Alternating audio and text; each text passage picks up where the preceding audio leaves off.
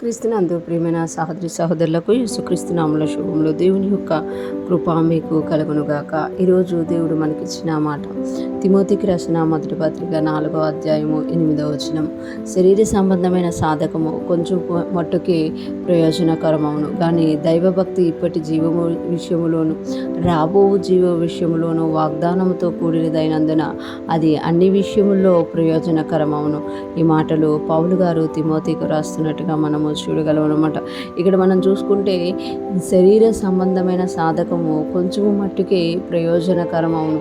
శరీర సంబంధమైన సాధకము అంటే ఎవరైతే ఎక్సర్సైజ్ చేస్తూ ఉంటారో, శరీర సంబంధంగా సాధకం చేస్తూ ఉంటారో, చాలామంది చాలా విషయాలు సాధకం చేస్తూ ఉంటారు.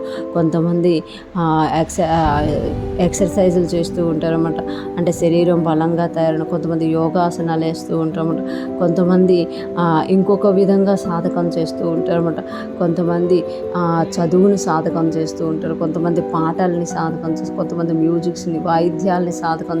అంటే శరీరం సంబంధమైన సాధకం ఏదైనా సరే, అంటే ఈ లోకపరంగా శరీరానుసారంగా శరీరంతో ఉంటూ ఏది నువ్వు సాధకం చేసినా దానిలో కొంత మట్టుకు ప్రయోజనం ఉందట. అంటే కొంచెం మట్టుకు ప్రయోజనకరమవును.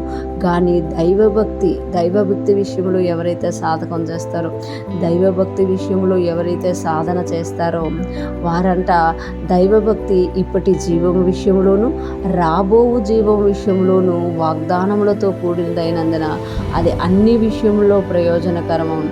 అంటే దైవభక్తి విషయంలో సాధకం ఎవరైతే చేస్తారో, దైవభక్తి విషయమైన సాధకం అంటే ఏంటి?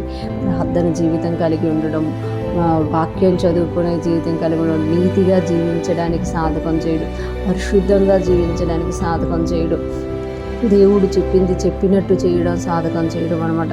అంటే వాక్యం ఇలా ఉంది, నేను ఇలా జీవించాలి. కొన్నిసార్లు మన బలహీనతలు మనకు అడ్డు రావచ్చు, కానీ మనం ఎప్పుడైతే సాధన చేస్తామో, మనం ఎప్పుడైతే ఆ విషయంలో సాధన చేస్తామో దాన్ని జయించుతామన్నమాట. ఆ జయించినప్పుడు అది ఇప్పటి జీవములోను రాబో జీవములోను కూడా వాగ్దానంతో కూడినదైనందున ప్రయోజనకరమట. అన్ని విషయాల్లో ప్రయోజనకరమట.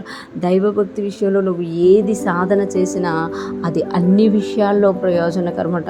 అంటే దేవుడు చెప్పిన మాట ప్రకారం జీవించడానికి ఆయన కృపను వేడుకుంటూ ఆయన సన్నిధిలో నిలబడుతూ మనం ఎప్పుడైతే సాధన చేస్తామో, సాధన చేయకుండా ఏది రాదనమాట. ఈ లోకపరంగా నువ్వు ఏది ఒక గొప్పది సాధించాలన్న సాధన చేయాలన్నమాట. ఒక మంచి ఆరోగ్యం ఉండాలి అనంటే క్రమశిక్షణ కలిగిన భోజనం తీసుకుంటూ క్రమశిక్షణ కలిగిన వ్యాయామము చేయాలన్నమాట. ఒక మంచి యోగా చేయాలన్నమాట. అంటే ఏదైనా సాధన చేయాలి. ఒక మంచి ఉద్యోగం రావాలి అనంటే కష్టపడి చాలా రోజులు కష్టపడి ఒక టైం తీసి చదివినప్పుడు నువ్వు ఆ ఉద్యోగాన్ని సంపాదించగలుగుతావు అన్నమాట. ఇక్కడ దైవభక్తి విషయంలో కూడా ఏది నీకు ఊరికనే రాదు, నువ్వు సాధన చేయాలి. వ్యర్థమైన వాటిని వదిలేసేయాలి. మొదటి కీర్తనలో చెప్పిన 3 విషయాలని వదిలేసి రెండవ వచనంలో చెప్పబడినట్లు ఆయన వాక్యమందు సాధకం చేయాలి. ఆయన వాక్యాన్ని ధ్యానించాలంటే ఎప్పుడైతే మనం అలా సాధన చేస్తామో ఖచ్చితంగా మనము ఇప్పటి జీవం విషయంలోనూ రాబో జీవ విషయంలో వాగ్దానంతో కూడినదై ఉందిన అన్ని విషయాల్లో అది మనకు ప్రయోజనకరం అవుతుందట. అన్ని విషయాలు ఇటు శరీరానుసారంగా ప్రయోజనకరం అవుతుంది, అటు వాగ్దానుసారముగా ఆత్మీయముగా రాబో కాలమునకు కూడా ప్రయోజనం అవుతుంది. ఈరోజు ఫ్రెష్ మన్నా వింటున్న ప్రతి ఒక్కరూ జ్ఞాపకం చేసుకొని ఈ లోకంలో ఏదైనా సాధన చేస్తున్నావా చెయ్యు, అది కొంత కాలం నీకు ప్రయోజనకరంగా ఉంటుంది.